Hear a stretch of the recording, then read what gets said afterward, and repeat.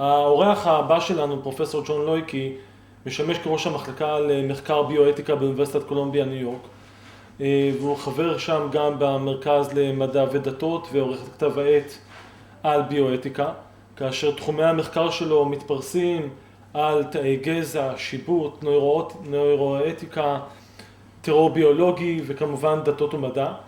והוא שותף, חבר בכמה וכמה שיתופי פעולה בינלאומיים סביב הנושא הזה. אני מזמין את פרופסור ג'ון לויקי לשאת דברים סביב נושא השיבוט. בבקשה, פרופסור לויקי.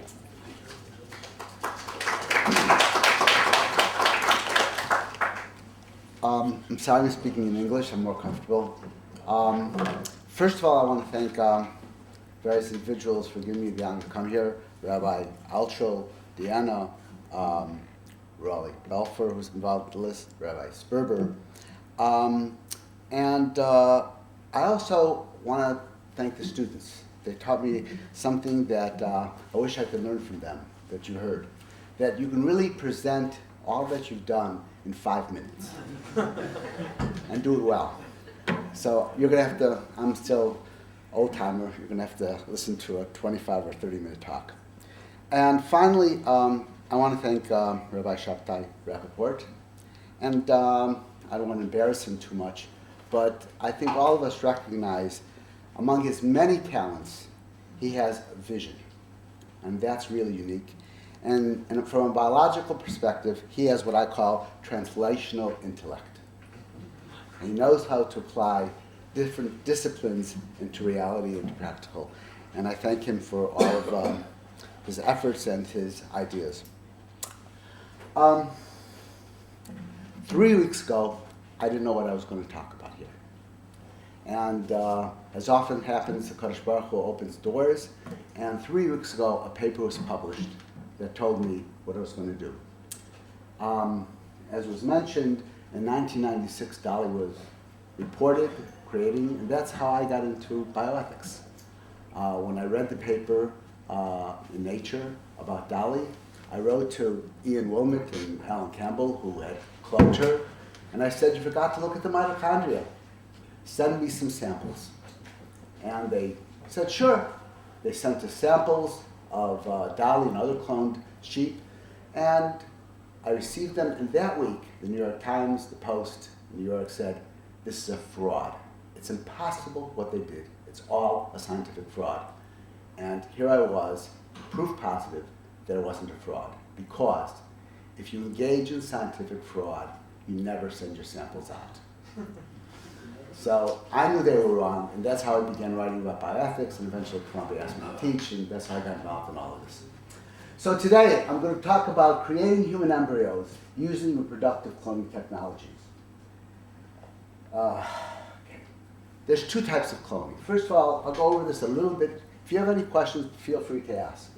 But basically, what cloning is involved is you take any cell, is there a pointer here?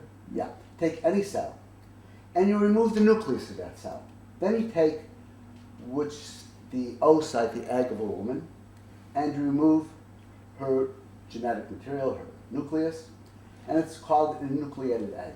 And you somehow transfer this nucleus, which has all the contents of the genetic information, or 99.9%, into this nucleated egg, and you stimulate it by a variety of methods, and you generate a blastocyst. And this blastocyst begins to divide, and from there you can do 2 things. You can either put it into a petri dish and generate embryonic stem cells, and this is very important because we're in the stem cell era now. Stem cells are probably the hottest new therapies that you can read about, but don't get too excited. It's going to take a couple more decades till we see any products. Or what you can do, and this is called therapeutic cloning, generating cell lines from cloned individuals. The other thing you can do is take this blastocyst, if it's appropriately constructed, and actually put it back into a woman and have her gestated to clone a baby. And that's called reproductive. It's called reproductive cloning.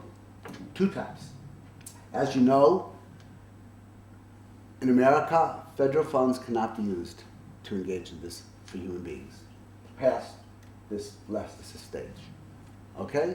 We're caught in other European countries as well for ethical reasons.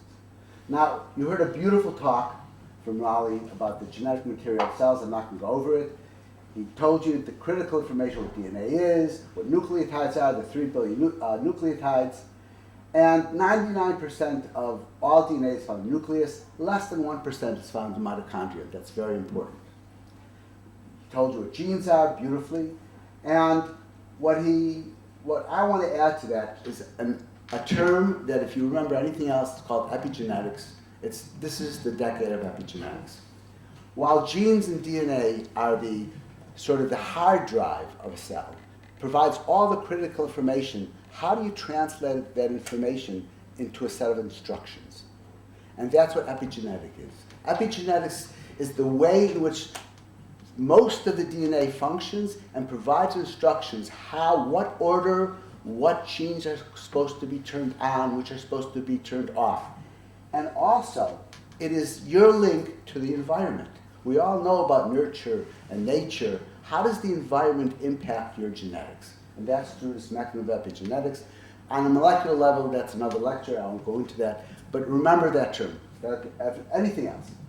And finally, only 5% of the genome is programmed to encode for genes.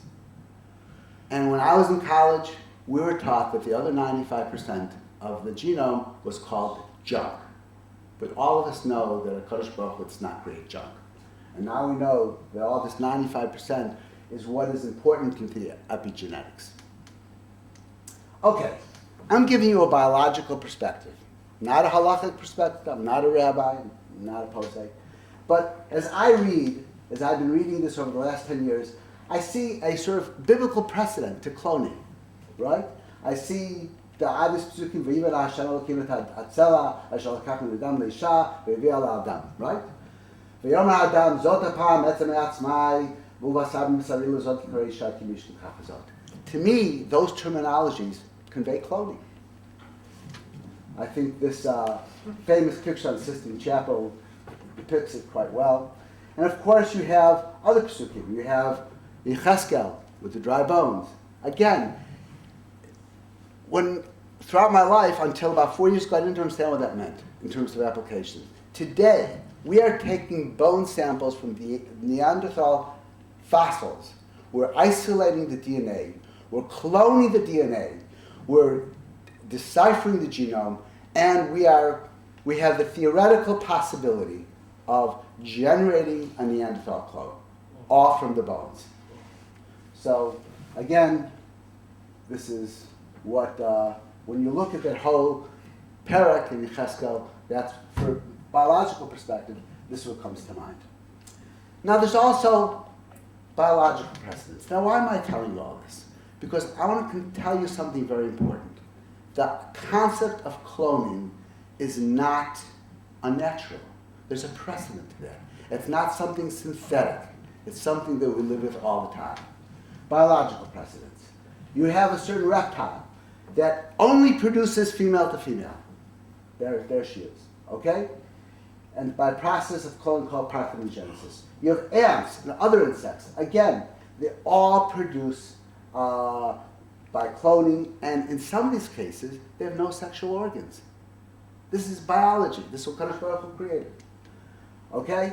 You have self-pollinating trees. You don't need male and female. They'll self-pollinate themselves. And finally, what we all are familiar with is identical twins, right? Which are exact genetic clones. Now remember, when they're a baby, their DNA is exactly alike. But you all know identical twins, and when they're adults, they look different. They act differently. Why? That's because of epigenetics, their interaction with the environment. Why are the biological precedents important? A, as I told you, to demonstrate that cloning is part of the normal process or ways in which living organisms reproduce. And because it's not a common method of reproduction. Most reproduction is sexual. What is the evolutionary, what is the biological benefits? And we don't know the answer to the last question, but it's a very important question. Now, what about scientific precedents of reproductive cloning? We have, way back in the late 1800s, Hans Direct took a two-celled embryo from a sea urchin. He mixed it up, he separated the two cells, and each one of them grew independently to form a whole sea urchin. Amazing stuff.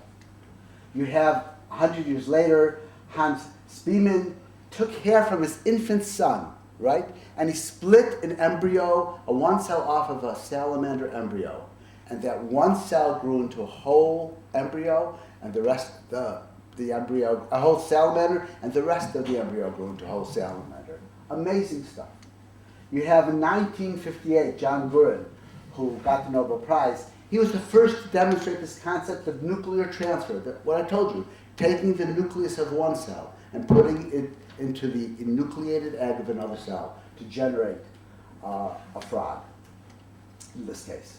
You have Steen Willison in England. He was the first to really clone an adult sheep embryo, not a whole sheep. You had at the same time Neil First, who cloned an adult embryo, didn't develop to a whole cow. And then you have what we've all talked about, Ian Wilmot, who really cloned a sheep from a frozen mammary cell from another sheep. Why? Why did he do this? And if you ask him, he'll tell you. He had no idea that he wanted to clone people. He didn't want to clone sheep. He had a brilliant idea. And that idea was, if you could get a cow or sheep to make insulin in their milk, you will save a fortune. It's called farming.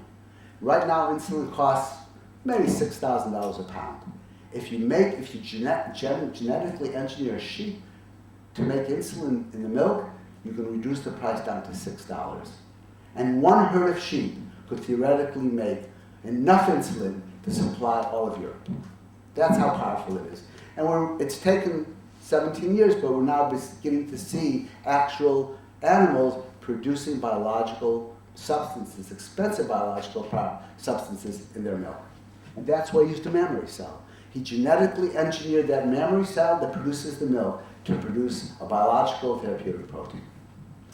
And at that point, by the way, he said he would never go into human studies. He thought it was unethical. And now, as you all know, he's one of the leaders of in Edinburgh on human cloning research. But people change their minds. Okay, from 1997 to 2013, over 20 different species of animals were cloned using this technology, except for human beings. And again, why do I tell you all this? Because scientists have an intuitive desire, A, to mimic biological properties that they see in other animals, to understand, and this is very important, how does one cell, how does the fertilized cell, human cell, develop into a human being, which is composed of 200 different cell types, muscle, nerve, fat, kidney, liver. How does it do that from one cell? This is an amazing question that we're beginning to understand. And keep in mind that there's now a theory that the reverse is happening.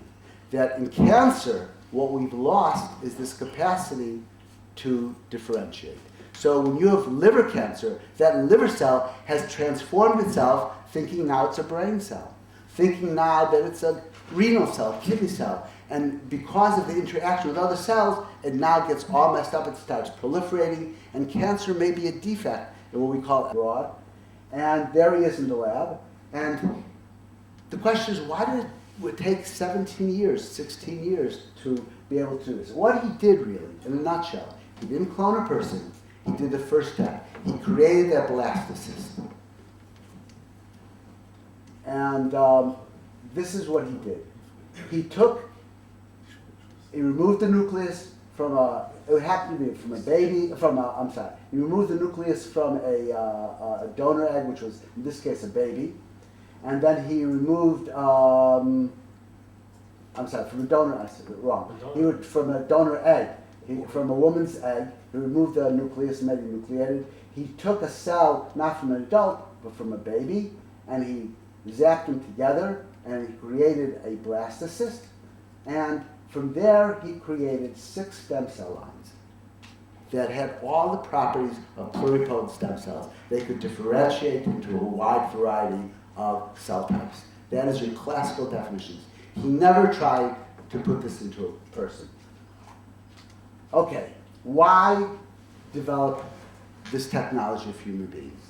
Because the idea of therapeutic cloning, generating your own personalized stem cell line, is very important for two reasons. A, we can take people with diseases and have a cell model for a specific disease. We have no good cell model for Alzheimer's disease. We have we have no animal model for Alzheimer's disease. We have no animal model for Parkinson's disease.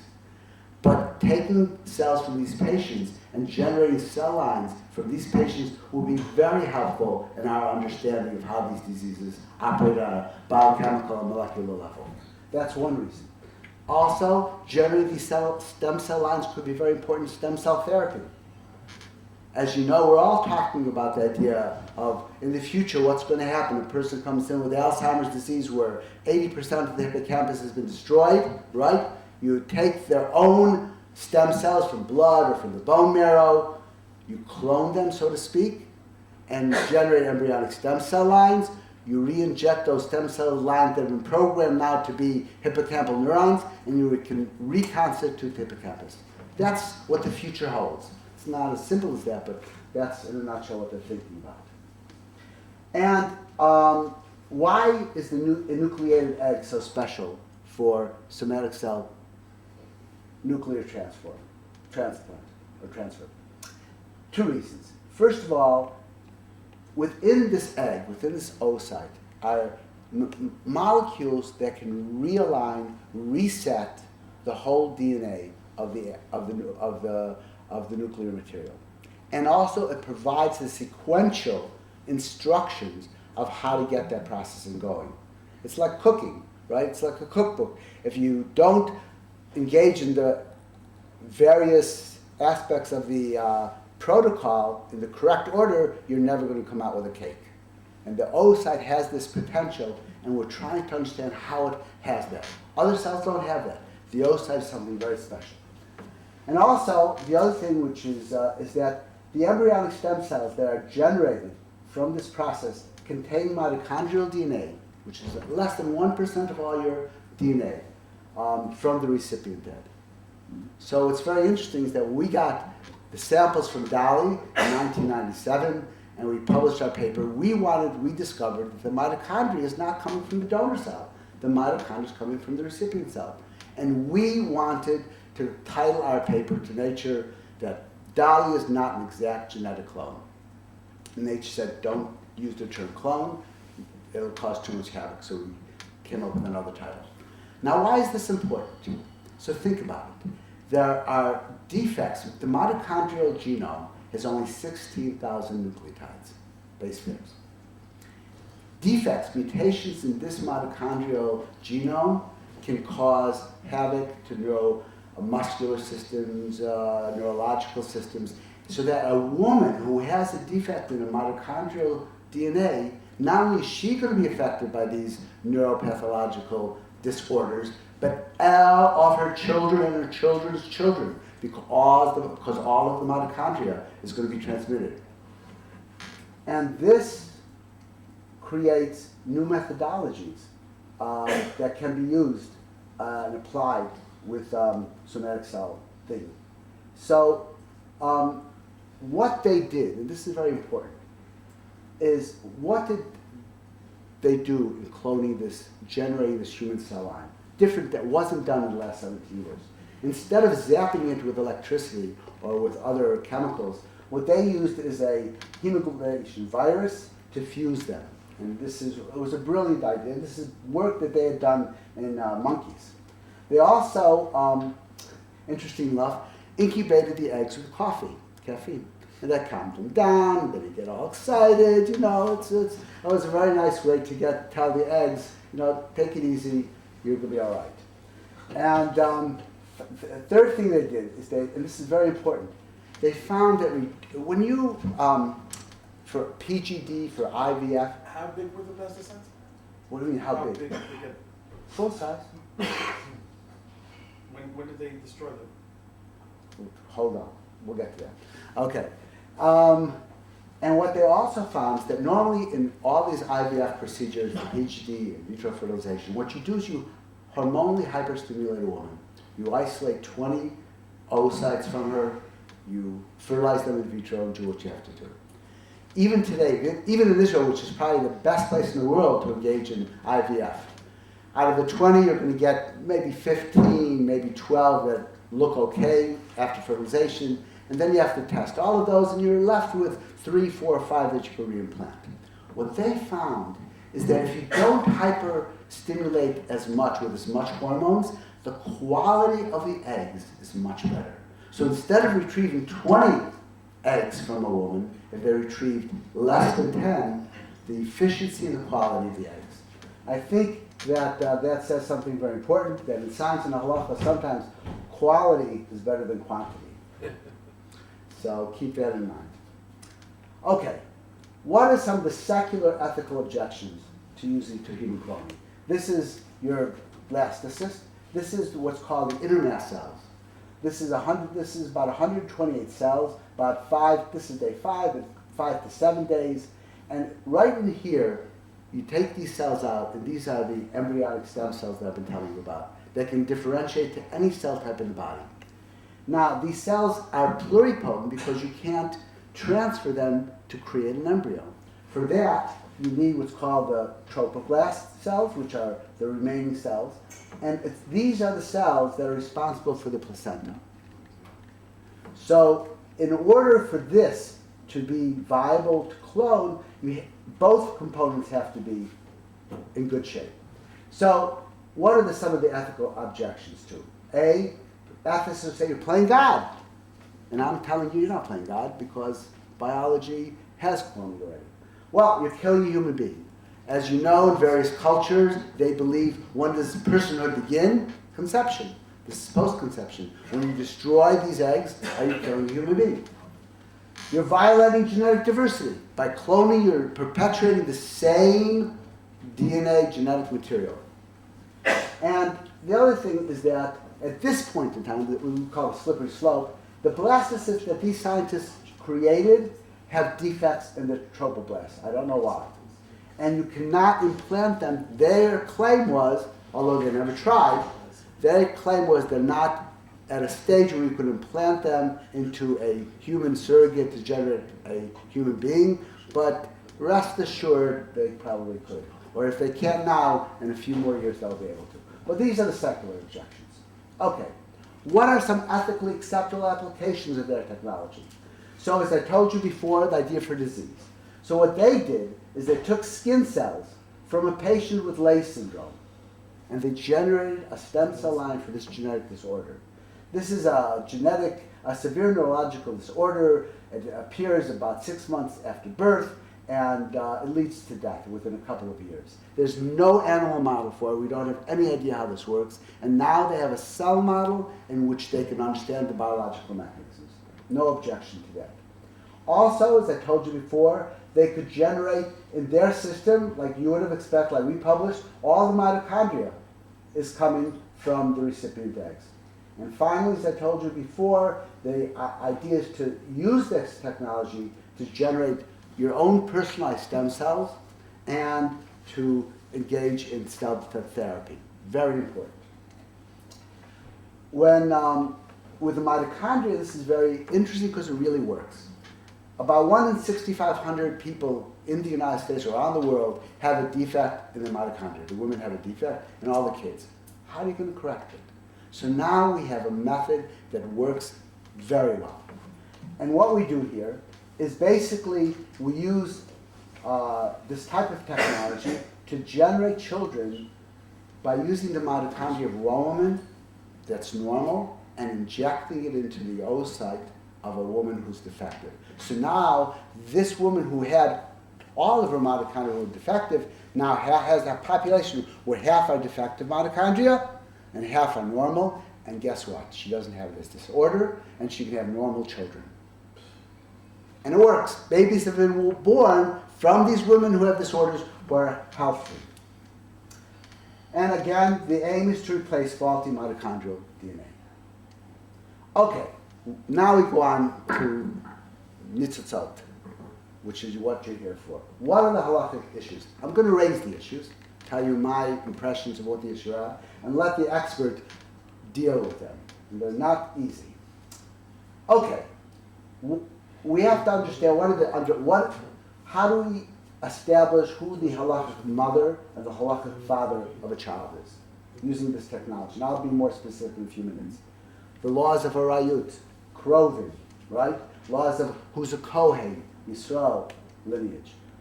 Honoring kibbud aveim, laws of Yerusha, yibum, chalitza. And underlying all of this is how does halakha define the term zera? All right? Is a cell that is obtained from the testes of a man by halakhic definition zera, or is it any cell that has the potential to create a human embryo? So again, from a biological perspective, when I read this psukim, my thoughts, again, from a biological perspective, says something else. She ovulates. That's my interpretation. Maybe you're wrong, but that's how. But the lashon is very specific. The Gemara Nida Shlosha Shutfim Yesh B'Adam Kadosh Baruch Hu Aviv Imo Aviv Mazriya, right? The father seeds, Imo Mizra'at, right? She gives forth and then she provides the various components. Kadosh Baruch Hu provides the rest. So now let's go through case by case. I'm going to present 7 cases that Rabbi Shabtai is going to delve with, and I'll tell you what they are.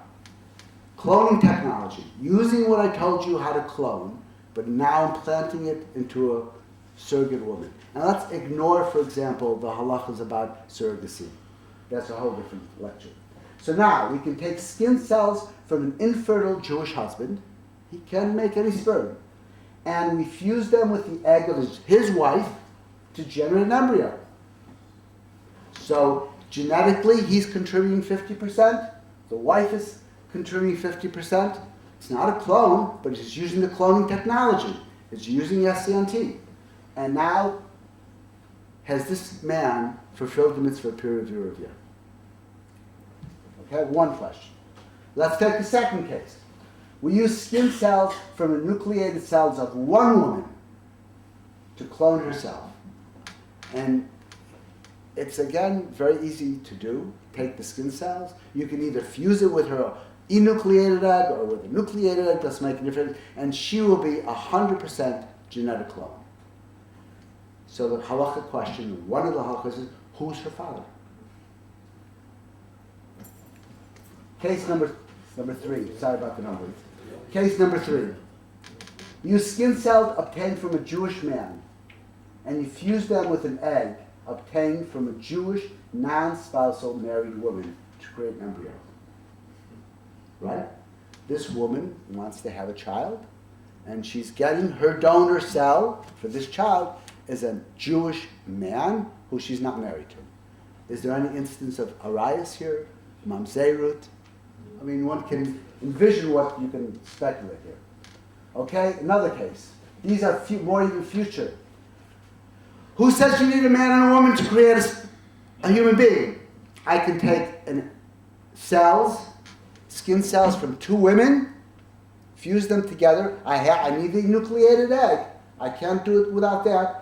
Put them together with the nucleated egg and generate a woman. If one of these cells came from a Jewish woman and one came from a non-Jewish woman, who's the mother? Is the mother Jewish? Is the baby Jewish? Or is the baby not Jewish? Okay? Let's go on. How about 2 men? No problem. Now, you realize, of course, it's 2 women, you're going to get a female child.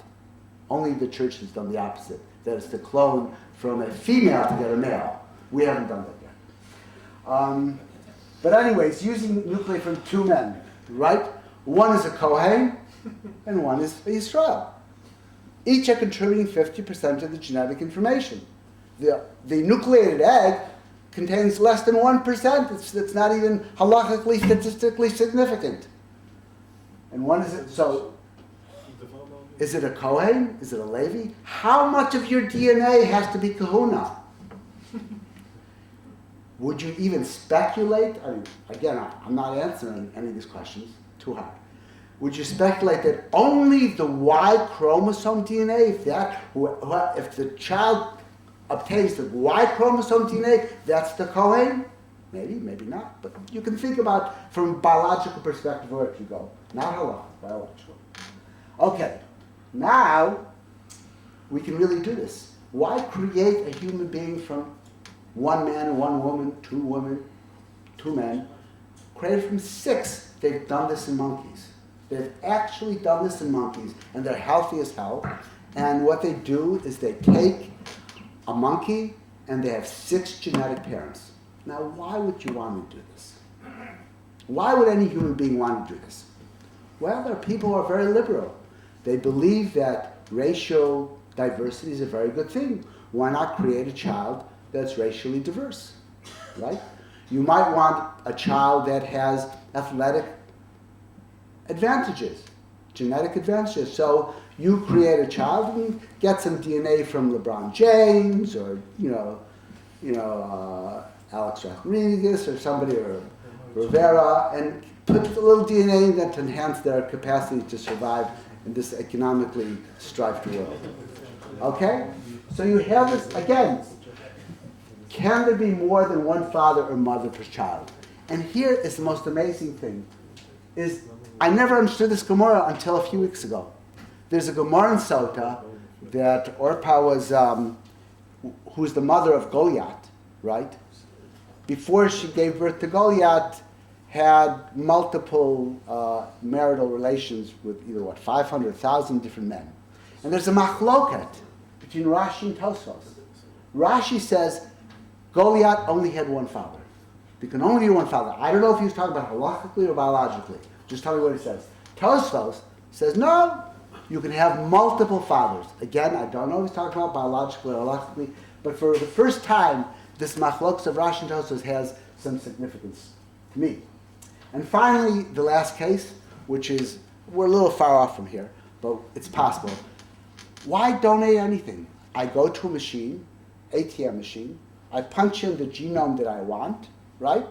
Out it comes 46 chromosomes, packaged in a nice, vesicle, biological vesicle, take it in the test tube, take it to the infertility lab, put it into a nucleated egg, and bing bang, I have the perfect child that I want. So this goes back to Shlomo HaMelech, right? He was faced with a problem. He didn't come to the right conclusion. He wanted to split the baby, right? Should I split the baby in half? If he were here today, he would say, should I clone the child? And I'd like to thank Rabbi Tendler, who I've had the privilege of writing with for many years, and Dr. Ruth Fishbach, the director of the Center for Bioethics, and some of my students. Thank you very much.